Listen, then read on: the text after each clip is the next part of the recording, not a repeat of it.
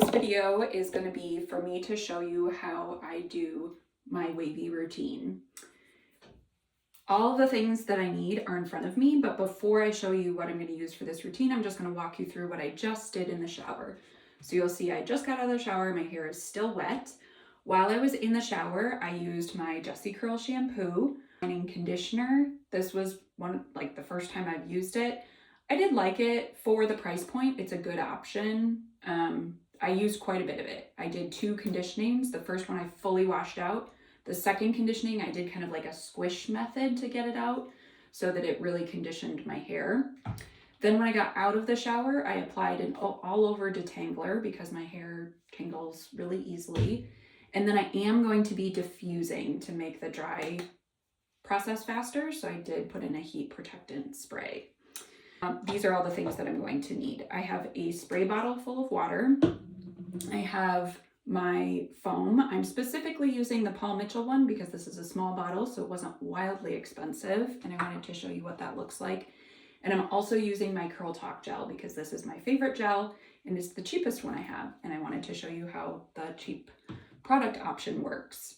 In addition to that, I have a brush for detangling. Again, this is my brush from 7th grade. It is nothing special. And then I have a 100% cotton t-shirt. I forgot to mention this in my last video about how all the different things that you need for technique. So I apologize for that. I may actually refilm because this is like literally one of the most important things you need. You can also use a microfiber towel. I don't really like how microfiber towels feel, so I don't use them. But you cannot use a regular towel on your hair when you're doing this process. Okay, so my hair is sectioned, and the goal of this is I want to get some volume on the top of my head when I'm doing my curl process. Typically, when I get out of the shower, what I do is the bowl method. I'm not actually going to do the bowl method today. It is a really good one for curls and waves. But for a variety of reasons, it doesn't really work that well in my hair, and also it really makes my back hurt. So like a week ago, I saw someone else doing this technique and I was like, sure, I'll give it a try. So we are going to do this and see how it works. You can see that as I've been getting things set up and as we're even talking, my hair is already starting to dry.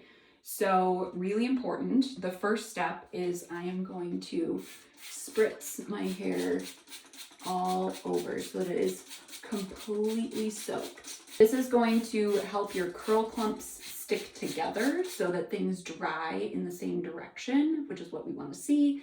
And it's also going to reduce frizz. So now that this is soaking wet, I am going to take my foam. Well, first I'm going to take my ring off because I do find the gunk gets into the ring and it's gross. But then I'm going to take my foam, shake it up a little bit because this one is a little bit more like a mousse. And I'm going to put this much in my hand. I use quite a bit of product. As a wavy, I find that I need a lot more product than a curly haired person just because I need a lot to really lock my hair into a pattern. It's not naturally going to go into the pattern that I like. So I use quite a bit. You'll see I'm applying it with the prayer hands method. This is to ensure that the product is evenly spread throughout your hair and also that you're not disrupting these curl clumps and you're keeping the hair kind of sectioned together. So don't start scrunching immediately with your product. Get it through your hair and then you're going to do a scrunch. Also, highly recommend having a towel on your floor. It is going to get wet. I don't have a towel on my floor, so everything is just going to be gross after this. All right, now I'm going to take my gel and I'm going to, I'm putting this much in my hand. It's a lot. I use a lot of gel on my hair. That's oftentimes one of the things that's most discouraging for people when they first start this process, especially for wavies. They'll put like a pea-sized amount of gel in their hand, and that is just that's not enough. So if you're getting discouraged while doing this, you're not seeing as much shape or texture as you want, try upping your gel consumption. So you're seeing that I spread it, prayer hands method, and now I'm scrunching again. And look at that. we're starting to see some waves. So now what I'm going to do is I'm going to repeat that exact same process for all of the sections of my hair. I am going to go do that. You do not need to watch me do that, so I will be back in just a couple of minutes. I'm back after doing a few sections of my hair with the process of dampening my hair with the spray bottle, applying the foam with the prayer hands method, scrunching the foam, applying the gel with the prayer hands method, and scrunching. So I did that for the bottom section, the middle section, and now I have the top section left. And I wanted to come back and show you this section because I'm going to do this a little bit differently. I prefer to have a decent amount of volume at my roots. And typically when I do the bowl method, that's not a problem because you're basically applying product upside down. So your hair has a lot of, or my hair, I guess naturally, has a lot of volume when I do that process. This process, not so much. So I clipped everything back up here. It looks like chaos, but as long as I do things quickly so it doesn't dry too much, hopefully that should be fine. So now what I'm doing is detangling this section of my hair to, again, re-wet, to hang my head kind of upside down. Shake this out a little bit. A lot of people, when they apply their product, will rake it through with their fingers instead of doing the prayer method. I have done that a few times and I find that it kind of messes with my curl pattern. So again, I would recommend sticking to, as much as possible, keeping your curl pattern. And break my own rollies, I don't even know as I'm talking about it, but kind of apply like this and then scrunch. That was a lot of product for this section, but oh well. Okay, then I take my gel and I do the same thing again. I'm not using quite as much for this front section because I'm going to add some more gel all over the place in a moment. So I will apply this with the prayer hands method, like so, and then I will scrunch it up. All right, so now I'm going to take the other clips out as quickly as I can, and I'm going to flip my entire hair upside down. You guessed it, gel, and I'm gonna put it kind of all over my hair. I am avoiding the roots with this just because this product is really strong and it's gonna get, if I get it too far up in my roots, it'll get really gunky. So I'm keeping it away from my head and then I re-scrunch. All right. Now I'm shaking my hair out. Technically you want to be pretty careful about doing that. And then they say don't separate your curl clumps, but because I was upside down, things got stuck together and I want to prevent the curl clumps from sticking too much to each other. So I'm gonna just do some separating where I can.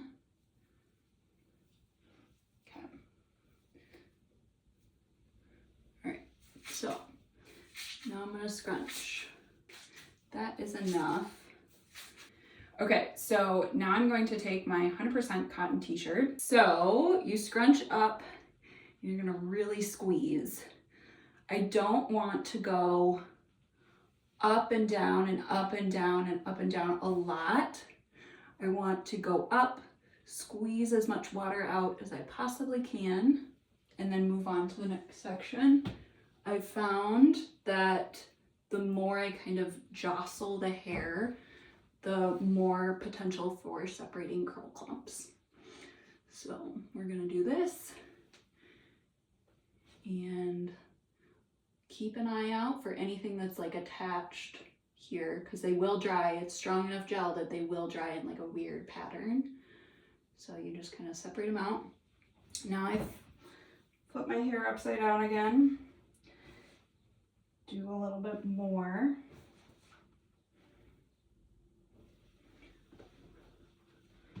Okay. So now you can see, even just using the towel, my hair is already starting to get a little bit wavy. Now I'm going to dry it.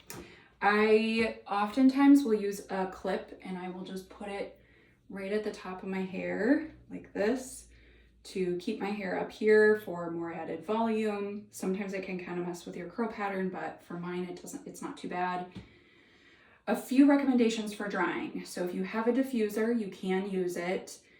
A lot of people diffuse like this. They'll catch it in the dryer.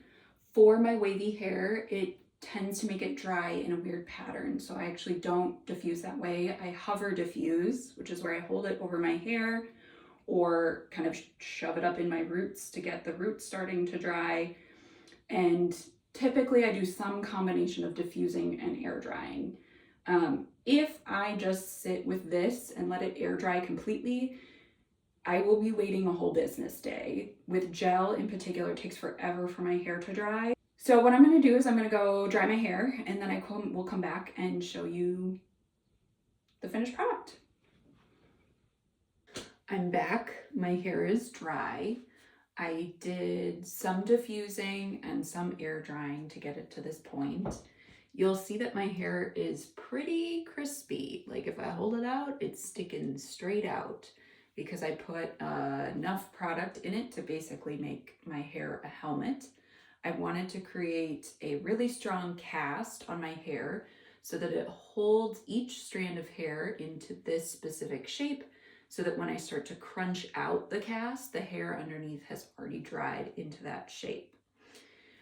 You'll know that your hair is fully dry and ready to scrunch when it's no longer cold or chilly to the touch anywhere. So if you kind of run your fingers through gently, if there's any spots that feel kind of cold, it means there's still the tiniest bit damp.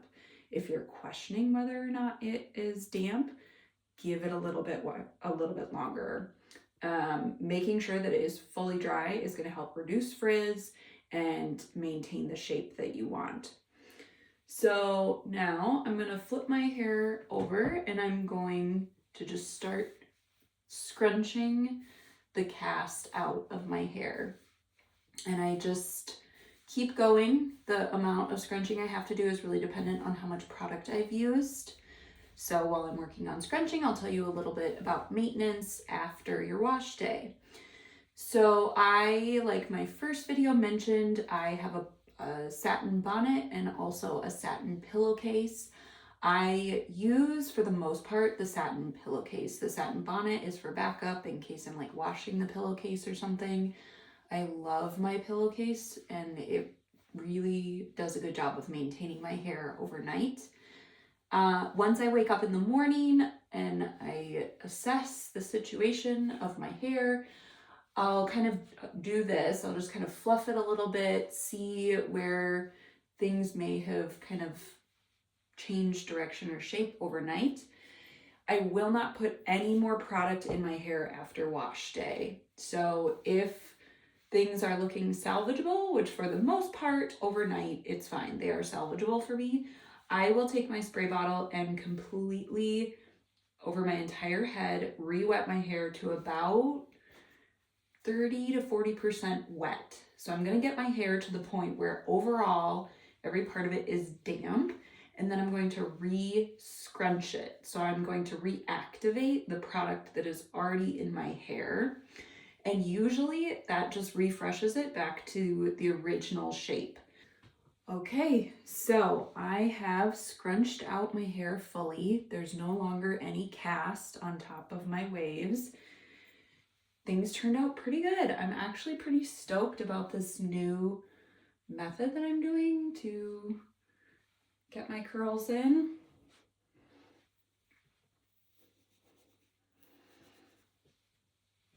I can't see the back, so hopefully that looks good.